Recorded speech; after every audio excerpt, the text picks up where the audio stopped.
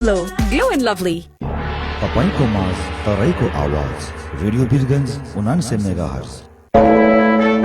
Radio Birgunj time check अहिले 1 बज्यो। Yes time check को साथ में 5 वर्ष वा 5000 घंटा वारंटी को साथ केस ट्रैक्टर।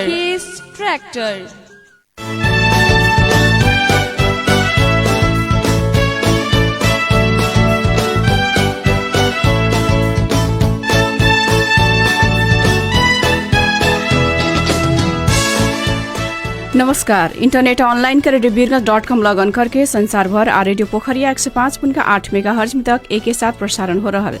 रेडियो बिरगंज 99 मेगाहर्ज के दिन के 1 बजे के भोजपुरी न्यूज अपडेट में स्वागत करता नहीं हमें नहीं। अब समाचार विस्तार से। पर्सा के एक जने 29 वर्षीय चिकित्सक के कोरोना संक्रमण से काठमाडौँ में जान गए बाटे। बिरगंज हेल्थ केयर अस्पताल में कार्य चिकित्सक के कोरोना वायरस संक्रमण के कारण काठमाडौँ में आज जान गए बताल गई बा। संक्रमण पुष्टि होकर काठमाडौँ स्थित मेडिसिटी अस्पताल में इलाजरत बिरगंज महानगरपालिका वार्ड में 3 छपकैया निवासी 29 वर्ष के डाक्टर मुराद हुसैन के आज जान गए बिरगंज हेल्थ केयर अस्पताल के प्रबंध निर्देशक डाक्टर अबुल हसन अंसारी बतौले बड़न। डाक्टर हुसैन 1 महीना आगे मात्र अपन MS ऑर्थोपेडिक के पढ़ाई पूरा करके बांग्लादेश से लौट के बिरगंज हेल्थ केयर अस्पताल में काम करते आयल रहनी हवे। कोरोना संक्रमित सबके इलाज में खटल डाक्टर हुसैन के साथ में अस्पताल में कार्यरत और 5 जने चिकित्सक में गत वैशाख 21 गते संक्रमण पुष्टि भई डाक्टर अबुल हसन अंसारी बतौले बानी। डाक्टर हुसैन के बिरगंज हेल्थ केयर में इलाज कैला पर स्वास्थ्य में सुधार न भइला से जेठ 1 गते थप इलाज के खातिर काठमाडौँ के मेडिसिटी अस्पताल में भर्ना कल गेल रहे। कोरोना खोप के पहिलका डोज लेहला पर भी कोरोना संक्रमण से कैला पर उनकर दोनों फेफड़ा में गंभीर किस्म के निमोनिया देखल गए के कारण सांस प्रश्वास में समस्या होते आइला इलाज के क्रम में आज जान गए डाक्टर अबुल हसन अंसारी बतौले बड़न। संक्रमण पुष्टि भइल और 4 जना चिकित्सक सबके अभी बिरगंज हेल्थ केयर में ही इलाज हो रहल बाटे। यही बीच नेपाल सरकार के पूर्व SP तथा तेली कल्याण समाज के वरिष्ठ सल्लाहकार 65 वर्ष के हनुमान शाह के निधन भइल बाटे। कोरोना संक्रमित होकर विगत 1 महीना से बिरगंज के नारायणी अस्पताल में इलाजरत शाह के निधन भइल पारिवारिक स्रोत जौनले बाटे।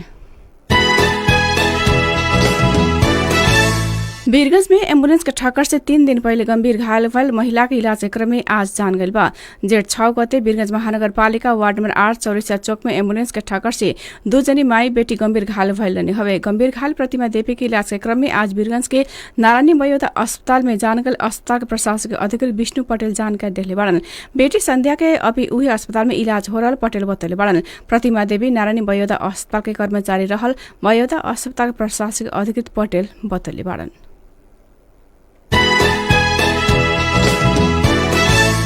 बिरगंज में कुछ दिन ने कोरोना संक्रमित सबके संख्या में कमी आ रहा बा। बिरगंज स्थित नारायणी अस्पताल में कल पिछल का PCR परीक्षण क्रम में आज कालू सजिया तकले थप 58 जन में कोरोना संक्रमण पुष्टि भइल बाटे। 288 जन के PCR परीक्षण क्रम में 58 जन में कोरोना संक्रमण पुष्टि भइल नारायणी अस्पताल के कोविड संयोजक डाक्टर सरोज रोशन दास जानकारी दिले बानी।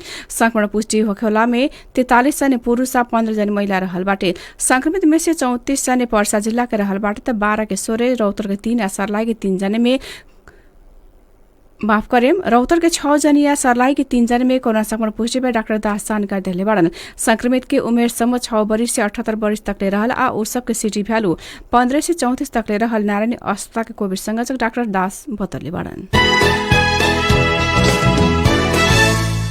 साहिब दरबार सेवा संस्थान समर्पण सेवा संस्था स्टार मार्बल एंड सेंटर प्राली द्वारा संचालन कल निःशुल्क भोजन शिविर में नेपाल जेसीजा बिरगंज जेसीज खाद्यान्न सहयोग कैले बा। बिरगंज जेसीज 6 से 25 किलो चाउर और 20 लीटर तेल सहयोग कल नेपाल जेसीज के राष्ट्रीय तालिम आयुक्त मनीष श्रेष्ठ जानकारी दिले बड़न। कोविड-19 के दोस्रो का वेरिएंट के संक्रमण को नियंत्रण करेला बिरगंज में लगावल निषेधाज्ञा के कारण दैनिक जाला मजदूरी करते आ रहल गरीब आ विपन्न वर्ग सबके खातिर भोजन व्यवस्थापन करेला उ खाद्यान्न सामग्री हस्तांतरण कैल जेसी मनीष श्रेष्ठ बतौले बड़न। भारत से नेपाल ले रहल अवस्था में जिला भवानीपुर गाउँपालिका वार्ड नंबर 5 शंकर सरिया से अवैध पाड़ा आ भैंस सशस्त्र प्रहरी आ सबरे नियंत्रण में लेले बाटे। सशस्त्र प्रहरी 13 नंबर गढ़ के टोली सशस्त्र प्रहरी आउटपोस्ट जिला भवानी आ बेगमपुर के टोली 48 को पाड़ा भैंसी नियंत्रण में लेहल सशस्त्र प्रहरी उपरीक्षक राजेन्द्र खड़का जानकारी दिले बड़न। नियंत्रण में लेहल 32 को भैंस आ पाड़ापाड़ी के सशस्त्र प्रहरी बॉर्डर आउटपोस्ट जिला भवानीपुर में आ 15 को सशस्त्र प्रहरी बॉर्डर आउटपोस्ट भीकमपुर में राखल गए सशस्त्र प्रहरी उपरीक्षक खड़का बतौले बड़न।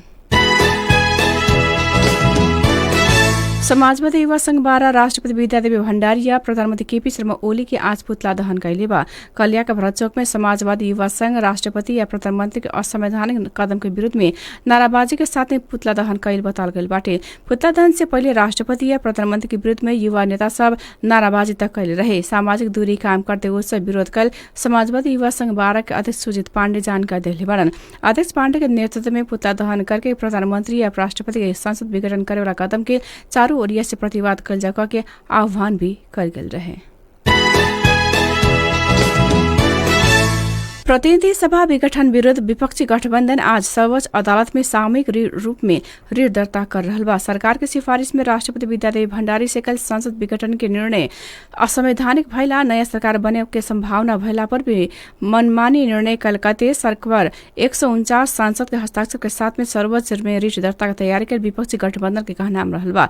ऋण दर्ता के खातिर अभी दल सब आंतरिक बातचीत में जुटल बाटे। माओवादी केन्द्र नेपाली कांग्रेस के बैठक से दरबार में बैठल बा। जसपा के उपेन्द्र बाबुराम पक्ष एमाले के माधव नेपाल पक्ष राष्ट्रिय जनमोर्चा पे बातचीत में सहभागी भइल बाटे। काठमाडौँ में उपस्थित सबै सांसद सब सर्वोच्च में पहुंचे के काठमाडौँ में नाभइल सांसद सबके हस्ताक्षर के साथ में रिट निवेदन दर्ता करे के माओवादी केन्द्र के नेता वर्षमान पुन जानकारी दिले बाड़न। राष्ट्रपति संविधान के धारा 76 के उपधारा 5 मुताबिक नयाँ सरकार गठन के खातिर आह्वान कैला में गठबन्धन से कांग्रेस सभापति शेरबहादुर देउवा के प्रधानमंत्री के रूप में आगे राखत 149 सांसद के हस्ताक्षर के साथ में राष्ट्रपति के बुझौले रहे।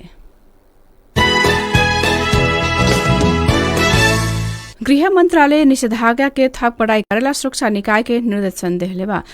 कोरोना संक्रमण के जोखिम उच्च रहल समय में नागरिक स्तर से लापरवाही बढ़ल कते मंत्रालय भीड़भाड़ आ आदमी के बिना कारण चले में नियंत्रण करेला 3 सुरक्षा निकाय के प्रमुख सबके निर्देशन देहल गईल बाटे।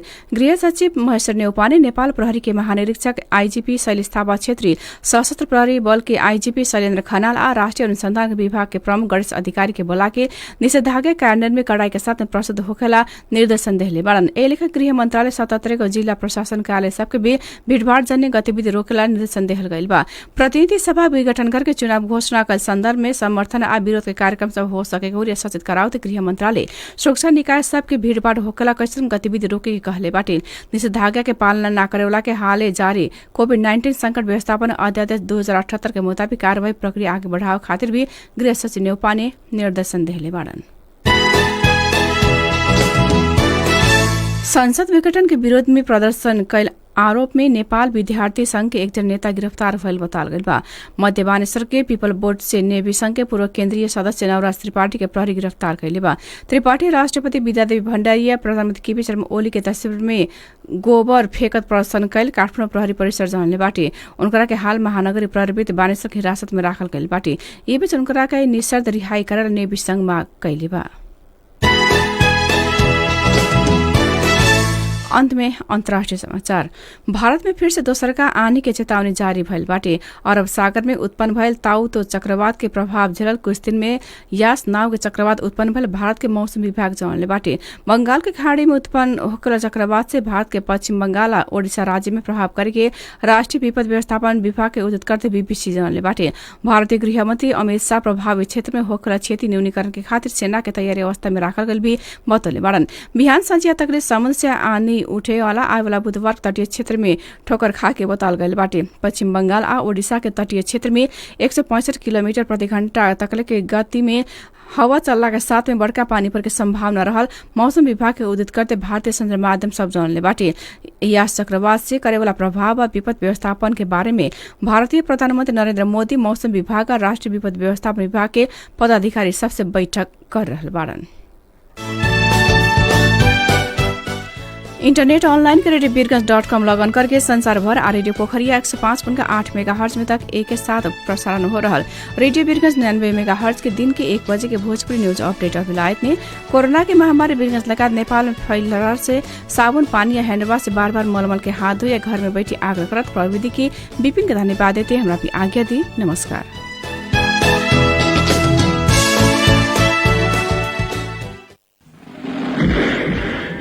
ए सुखाड़ी काका होई कैसन खेत जोता तारा हो मार दवा खेत जोता तारा की खिलवाड़ कर तारा फोकट में पैसा दिया था तारा के 50 बेर कहले बानी कि शक्तिमान रोटावेटर से हम खेत जोती है उहे तो कह के देलक, लेकिन हमरा का मालूम बा जे ई शक्तिमान रोटावेटर ना हो।